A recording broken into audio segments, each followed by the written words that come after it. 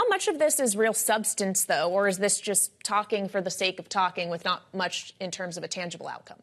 Well, our reporting is showing that they did cover a number of topics: AI, Russia and its defense industry, fentanyl. So I think they did hit a number of topics. We also reported later today that TikTok came up in terms of divestiture, not so much a ban, in terms of whether or not how we would coordinate with that company when, China is obviously intimately involved there. So I think they did hit a number of topics. It was supposed to be, since APEC, more and more coordination and talking between the two countries. This comes ahead of Yellen's trip in coming days to China, and after CEOs from the U.S. had gone to China, and also on the heels of some strains in the Chinese economy. So I think there are a lot of moving parts here, but clearly there's some outreach right now. And certainly Biden is looking ahead to the election when China and our relation with the country is going to be a talking point. Absolutely. And your point on TikTok is interesting because we learned that in the briefing when Kirby was asked directly about it. It did not show up in the readout, the statement from the White House about what subjects were addressed on this call, which I find interesting. Meantime, we are getting news right now out of the State Department. They're issuing a statement on a call that Secretary of State Antony Blinken and Macron just had. The French president discussed the challenges posed by China. And we know that Secretary of State Antony Blinken, who will be making his own trip to China in a few weeks after Yellen does, has his hands full with a number of issues, not just China, but also the issue of Israel, and especially in light of what happened yesterday. Secretary of State Antony Blinken spoke earlier in Paris ahead of that meeting with French President Emmanuel Macron. I was just talking about the 7 aid workers who were killed in an Israeli airstrike. Take a listen. The victims of yesterday's strike join a record number of humanitarian workers who've been killed in this particular conflict. These people are heroes. We've spoken directly to the Israeli government about this particular incident. We've urged a swift, a thorough, and impartial investigation to understand exactly what happened. And Peggy, we heard similar words about calling for an investigation from John Kirby as well today at the briefing. But this is really another example of a humanitarian situation which the White House clearly wants Israel to be considering on the one hand, while it still is trying to support Israel on the other, in the very difficult line this is to walk. Right. As you said, Kelly, it is a difficult line, and the administration is trying to deal with it. But it is the human toll that seems to be mounting here, and certainly did today. When it comes to people who are volunteers and trying to get basic needs like food to people there. So, as you said, Secretary of State Blinken coming out today, John Kirby talking earlier today about how the U.S. wants people held accountable for this. But it is a very difficult situation. Well, and we see the political consequences for President Biden. We could see it showing up in the Wisconsin primary today when there's this movement to vote uninstructed rather than for Biden on the Democratic ballot, similar to what we saw in Michigan with the uncommitted vote and other states as well. This is a difficulty for him in the campaign as well.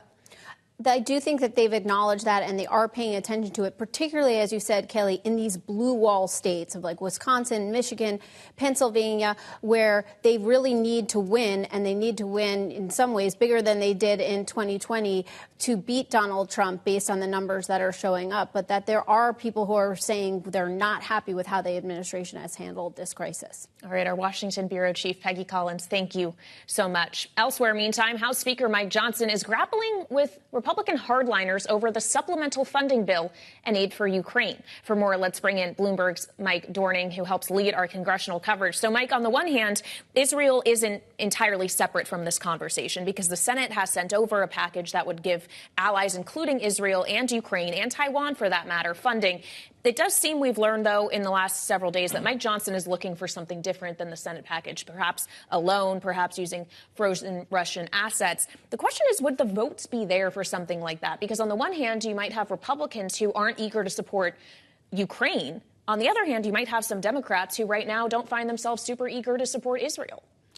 So there is that tension there. There's the Republicans who don't want to support Ukraine, some Democrats that are wary of supporting Israel. That said, there's enough that support both that you could get it through. The problem is when you start adding on extra things, and that could further complicate it. And we don't really know yet whether some of these things would push enough Democrats off. Separately, there's the whole question of if you change this too much, it has to go back to the Senate, could create problems there, certainly delay things.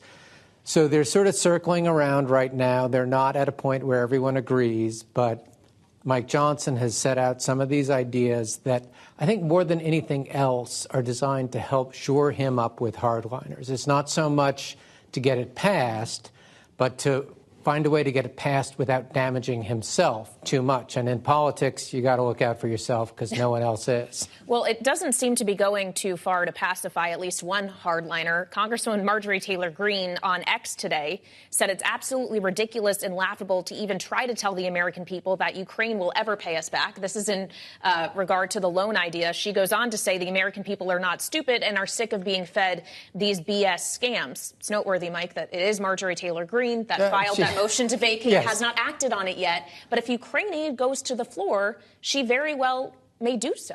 She might, and she certainly has threatened to do that. And it's certainly hard for him because basically he can only afford to lose one person at the moment.